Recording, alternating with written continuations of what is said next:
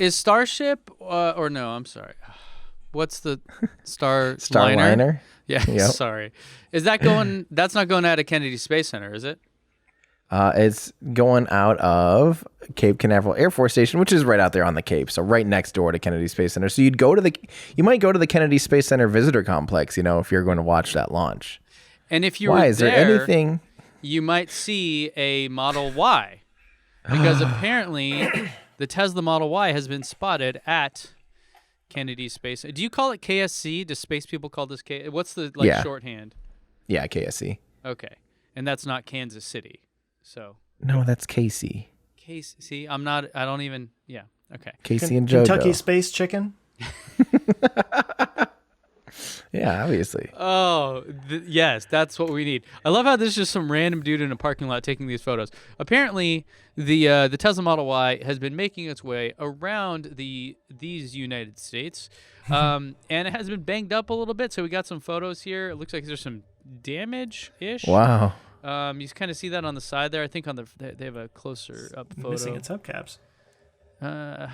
Well, okay, so don't know what. Yeah. Anyways, and this one has these. If you guys remember from the Model 3 unveiling, not the handover event, but the original unveiling, it had these same wheels. These were the sonic turbine wheels, I believe they called them. And they never got released. This isn't like something you can buy. So they're on this car. They're running around. $10 says it's literally the same wheels you saw on that prototype Model 3 at the unveiling. And they're like, what are we going to put on this? I don't know, just grab those ones, whatever. But Model Y is making its way around. We've got more looks at it. Maybe they were going there to see the launch or just have Dippin' Dots or whatever you get at Kennedy Space Center. Ice cream of the future. Yeah, you can get a hot dog or something. Whatever it is.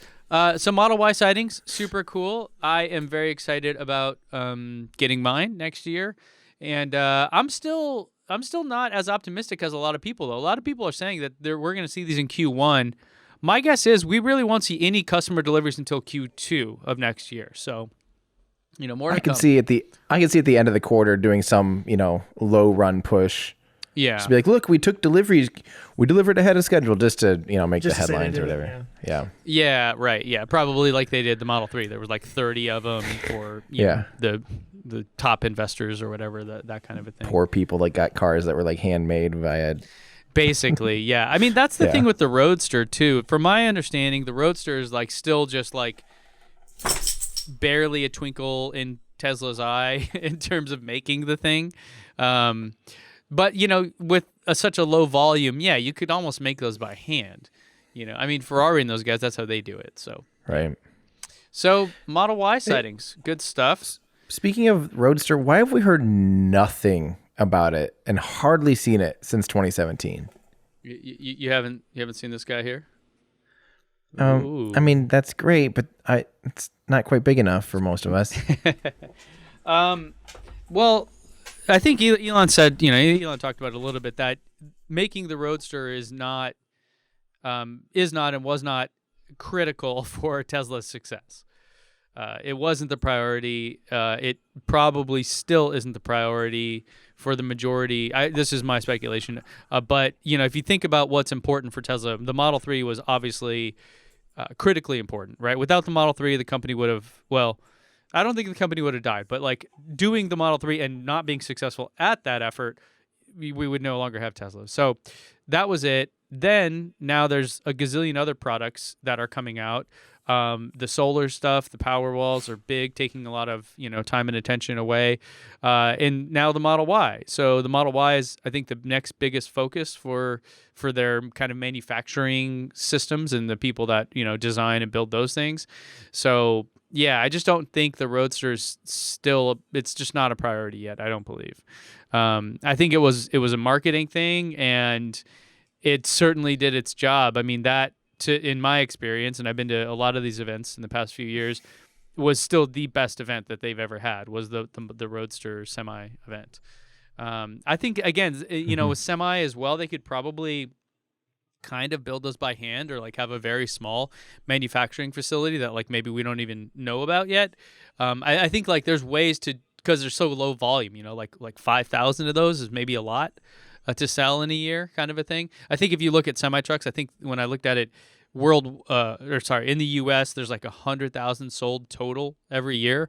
So, you don't really need a giant facility to make a bazillion of those because you're not going to sell them. Even if you took a huge market share, it's still not a lot of cars or a lot of vehicles. So I don't know. Yeah, I obviously am the most interested in the Roadster, but am not holding my breath at all because I just don't know. I'm guessing 2-3 years we'll maybe start to see. We'll maybe hear something about it. Yeah, maybe next year we'll hear some murmurings, but 2021, 2022, that's when I expect it'll actually show up.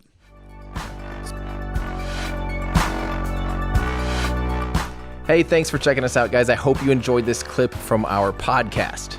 We do a weekly show here on YouTube, so make sure and subscribe to Our Ludicrous Future, where we discuss all the things that are going to make our future totally ludicrous.